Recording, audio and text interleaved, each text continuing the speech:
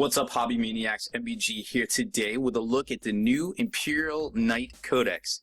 Today we're going to go over some tactics. It'll probably be a two-part video series.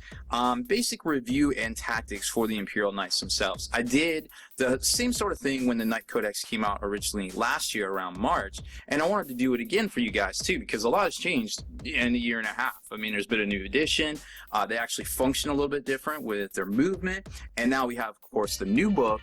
And you know, it's pretty cool. Like, I like the new models. I like how a lot of this stuff works. Some of it might not always be worth taking, but that being said, the basic functionality is there. And I tell you what, their power level has definitely gone up, in my opinion, as well. So we'll take a look at that here in a few minutes. And of course, if you've watched any of these reviews, you know we always, at least I do, I like to start at the back, at the war gear section, looking at the formations before I get to the meat and potatoes, which are the actual units themselves. And that way it gives me, as I read the units, it gives me great ideas for how to use them and how to put them together in battle itself. But real quick, I got a little bit of bookkeeping to do.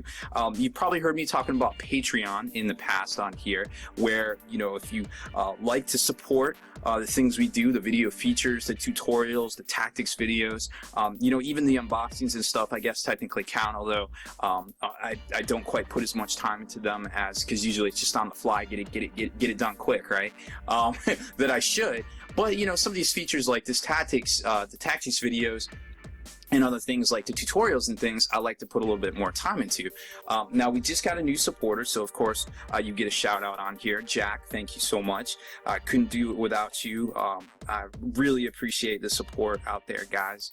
Again, if you haven't checked it out already, you can head on over. There's probably a link popping up on the screen already, but you can head over to Patreon and become, you know, a supporter of what we do here at Spiky Bits. And you know, if you want to also support the Long War, you know, we'll give you a login for that as well. If you want to, heck, if you don't want to support Spiky Bits, you want to support Next Level Painting, what Kenny's got going on over there, he puts out a lot more painting videos and things like that. You know, hop on over there and, you know, we'll do the same thing for you. But, you know, whatever you feel comfortable with, you know, we definitely appreciate your support because these videos, you know, I'm sure you've heard it before, and we don't mind doing it. It's all about the hobby, and I love making these things for you guys. You know, here at Spiky Bits, we're all about bringing the hobby back, but also, you know, I work hard so my cats don't have to. So that being said, we'll move on to the tactics part here. And, you know, this was a couple, you know, this is a really cool book. Like, I really like the layout. You know, it was $41 retail US, which is way less than what it normally is. I was a little on my soapbox where I said I would have really liked the free blade rules in here. And, you know, I can get past it, but I definitely was a little miffed at the beginning about that. But that being said, for the price tag that you get and all the cool fluff and the actual, you know, units themselves, the usable models, not the free blade stuff, it's still a pretty cool book. It's still good value, you know, that being said. So real quick, let's start with the stuff that's going to support the meat and potatoes part, the formations and things. So when you want to choose an army, this is how basically you do it. They fit into kind of two different things, you know, two different types. You can do the household detachment or the oath sworn detachment, and the oath sworn isn't quite as good. Basically, it gives you almost no bonuses, but it just lets you take, you know, a Lord of War slot. You know, basically, you get to take one of the Knight Titans. The household detachment is pretty strong, to be honest. Now, compulsory is 5 of the Knights itself, and then, or excuse me, 3, and 2 Lords of War. 3 is pretty doable, you know, in my opinion. Gets you around, you know, it gets you to that 1,000 to 1,200 point mark, you know, point mark. But then take a look at your benefits here. You know, you re-roll your Warlord traits table, and the Warlord traits table, you know, table in here isn't that bad, to be honest. You get to pick a Lord Baron. If it's your primary detachment, remember, you've got to choose this as your primary detachment for your whole combined arms detachment kind of deal. So if you're taking Space Marines, they wouldn't benefit from a Warlord trait, etc. And they get to choose, your Lord Baron gets to choose one of the heirlooms of the knightly houses, which are all pretty decent at the points cost shown, of course, and gets +1 to weapon skill and ballistic skill for the Warlord himself, which is pretty decent. Goes up to weapon skill 5, ballistic skill 5. Objective secured is where this detachment really starts to shine. So it makes all the knights in this detachment objective secured. If you haven't noticed, that base is pretty big. You put that base down over top of a standard 40mm objective, a lot of units are going to have a tough time even contesting it because that base is so big. So keep that in mind too. This is a very strong detachment right here if you don't choose to use one of the formations at the back of the book. And speaking of formations, we'll start off with the Exalted Court, which is the first one that they show here. It's 3 Imperial Knights of any type.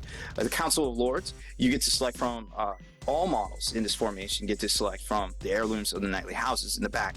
Pretty cool stuff. You could really kit out some close combat things, just kind of depending on what you're doing. You wouldn't want to take that one rampage because chances are you're going to be in a combat with at least 2 models. But then again, if you're going up against a squad of 10, I guess it doesn't really matter. What else do you get here? +2 to weapon skill and ballistic skill. Very cool stuff. Now you're getting up to the 6 range, so stuff that's weapon skill 2 isn't going to be able to affect you as much. You're mostly always going to be hitting stuff on 3s unless it's like a dedicated close combat support unit. And conversely, you can attack stuff that's like, weapon skill 9 or 10 a little bit more easier than if it was weapon skill 5. Obviously, weapon skill 10, stuff like the Bloodthirster, you'll actually be able to put up a little bit more of a fight against. That being said, you get charged by the Bloodthirster flat-footed in open ground, he's probably going to kill you unless he has, the D-weapon scythe, because that swings at initiative 1 as well. So it's 50-50 there whether the Bloodthirster dies to an initiative 4 attack by a knight. But I tell you what, if you don't have an initiative 4 knight and you get charged by him in open ground, you're probably going to drop your knight, just to be honest.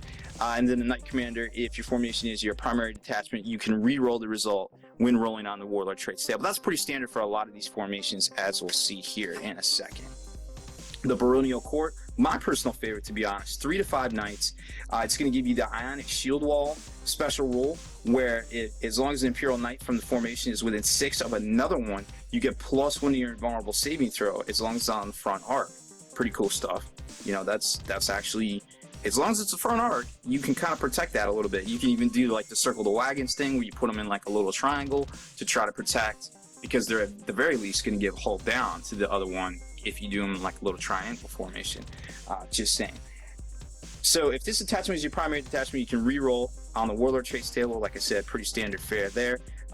He also, Codex Imperial Knight, whenever you're fighting a challenge, your Warlord re-rolls fail to hit rules. And a lot of these, they actually become type character in some of these here that we'll see. So formation, the formation's Baron, see below. Any Imperial Knight in the formation within 12 of him gets counterattack. Very strong rule for these guys. And can fire Overwatch even though they are super heavy walkers. So generally not able to do that, but then can do it. I wouldn't want to get hit with Overwatch from some of these guys. So you nominate one model, this is the Lord Baron, from your formation to be the formation's Baron. The model has vehicle type, super heavy walker character unit type, and he can choose to select from the heirlooms of the knightly house list for the points cost shown. So he gets a bonus. You get to kind of trick him out the way you want, and he gets a +1 weapon skill, +1 ballistic skill characteristic. He is a little bit better in a challenge. So it's I like this formation. The only other thing that I really feel like is missing is maybe objective security. I actually just stopped the video there for a second because something occurred to me that all these guys becoming characters could actually look out Sir. But then I looked it up, and of course it's non-vehicle characters, so that's actually pretty good, because that would just get a little silly when you're able to like throw back wound, and it actually says wounds. It doesn't say anything about armor pen. But the ability to do that could actually become a little abusive. So I wanted to clue you guys into that real quick if it was a thing. Thankfully it's not. So there is that. The Triparatite? I don't know how to say that, but anyways. Lance. This is kind of cool because it's like one of each of these specific kind of knights here. And what's cool is they kind of combine these abilities here, where you get to make -1 to their to stuff you're shooting at, the cover saves, or they get D3 Hammer of Wrath instead of the first one, which is pretty cool. I mean, a Strength 10 Hammer of Wrath is kind of no joke. Blast Fire, that's definitely a butt clencher moment on your. I mean, you could single out a if you actually charge a say a Demon Prince model on the ground, you could kill him at Overwatch. You get 3 chances right there if you roll high. Whew. Man, I'll tell you what, even if he has a 3-up save, he fails one of those, he's doubled out right at initiative, right at the initiative 10 step with the Hammer Wrath. So, ooh, that would be, ooh. Man, if I was playing Demons, I'd be like, uh-oh. Blast weapons fired by one of these models gets the twin link special rule. Pretty cool. So you get to drop plates a little bit better. And like I said, you can switch it between the two. Don't like the fact that you're locked into just taking these, but they're they're abilities that complement each other as well. Oh, and the other thing too is that the count is a squad, so they basically can't be more than 4 inches apart because they're technically a vehicle squadron. However, if you kill one, it still counts for victory point purposes. So it's kind of like a vehicle squadron, but kind of not in that regard. So keep that in mind when you're fielding it. The Gallant Lance, okay, I take it back. This one's my favorite. Just because of its sheer badassery. I mean, this thing is just like, I'm going to run up to you, and if you don't do anything, I'm going to take your lunch money. That's what this says right here. So you get 3 of the Knights Gallant, and 3 and only 3. Gets you Crusader, gets you Rage, and gets you to reroll failed charge distances. So, okay, so you're going to have lots of attacks. You're probably going to be able to do assault if it isn't like a ridiculous assault in the first place. And you have your choice of delicious implement of assault destruction right here. And the fact that you're going to get, what is it? So it's base 3 attacks plus 1 for two close combat weapons because they both count as melee and not specialists, plus 2 for rage. So you're doing the Lord's work right there with these guys. I mean, if you're going after anything that's initiative 4 or less, probably going to do some work with them. I love this thing. I can't wait, and it's so low points. I mean, you're talking under 1,000 points that you can really put this in and still add a lot of stuff to it in an army. So I'm definitely going to make up some army lists for that one because I feel like Centurions, I feel like Scutari, I feel like there's a lot of stuff that you could cram in here to still do the Lord's work. Sky Reaper Lance. Now, I actually wrote up some stats on this one. I'm going to talk about it for a second. Basically, you get to take 3 of Knights of any type, and you have to take the Icarus AA autocannon carapace weapon upgrade, which I think is like 40 points. We'll see it in a sec. Just shooting from the hip there. Now, it lets you reroll. If you don't get a pen, it lets you reroll the glancing. Like, even if you get a glancing or less, you can reroll it, but you have to accept a second result. So it's a little bit of a gamble there, and you also reroll against failed to wound rolls. Now, I didn't do the stats out on the to wound rolls because generally if you're shooting against something in the air that has a toughness, it's probably going to have a decent armor save unless it's like the Harpy that has armor 4, I believe. That being said, I didn't really do the stats out on that because you can probably pretty much tell, strength 7 against something that's like toughness 5 or toughness 6 that gets a 3-up save. You're going to have to concentrate your fire on it. But something that's like, say, armor 10 is going to be a little bit easier to kill 10, 11, or 12. Now, here's the stats, just shooting from the hip here, quick math.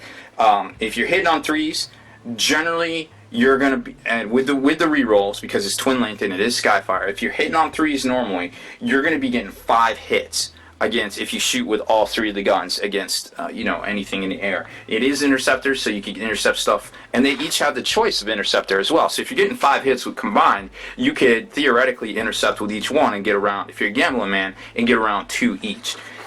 So if you're looking at going up against armor 10, assuming that they're not going to jink, you're going to get 4.4 glances. So that's basically going to boil down to 2 pens and 2 pen rolls there, 2 glances. One of them is going to be a negative result on the pen chart. And by negative result, I mean it's going to be immobilized, which is really bad, super bad for a flyer. Even stunned is bad because on stunned, you actually might get locked in at 18 velocity and then they can put something there and then you get picked up. Now, stunned is actually bad.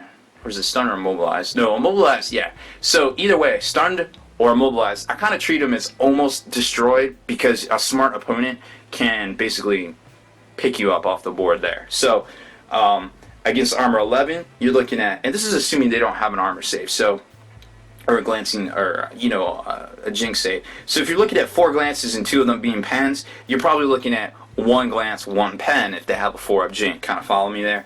So against armor 11, you're looking at about the same, about 4 glances, 2 pens. Again, same results if they have a jink. And then against armor 12, you're looking at only 3 glances, maybe one of them's a pen, depending, how you want to roll the dice on that one, literally. And, if you're going against something that has a jink, it's not as effective against armor 12, but it's definitely super effective against armor 10, 11, and those seem to be the things that you're going to see the most of on the tabletop. So just kind of keep that in mind. If you have a problem with flyers, these things are easily customizable to the top of the knight. You don't have to, glue them down, so there's always that. All right, real quick, let's kind of go through the well, actually, we're kind of over on time on this video, so I'm going to cut it here, guys, and then we're going to do a second video basically on the show, showcasing all of the war gear and the warlord traits, and then we'll kick it over to the actual units themselves, which technically there's only 3 new ones, so it should go pretty quick there. So just trying to keep these around, you know, the 10 to 15 minute mark for you guys, make it easy on y'all and myself as well. So hopefully you enjoyed this video. If you haven't done so already, make sure you subscribe to this channel. Check out the blog, spikybitsblog.com. There's a ton of articles and features on all sorts of Night Titans and Night Tactics and unboxings and you name it, it's probably up there about Night Titans. Also lots of stuff on the new Warlord Titan as well. And if you haven't done so already, make sure you go over to thelongwar.net. That's the home of the battle reports for exclusive early access content and ad-free videos as well. Become a veteran of the Long War today.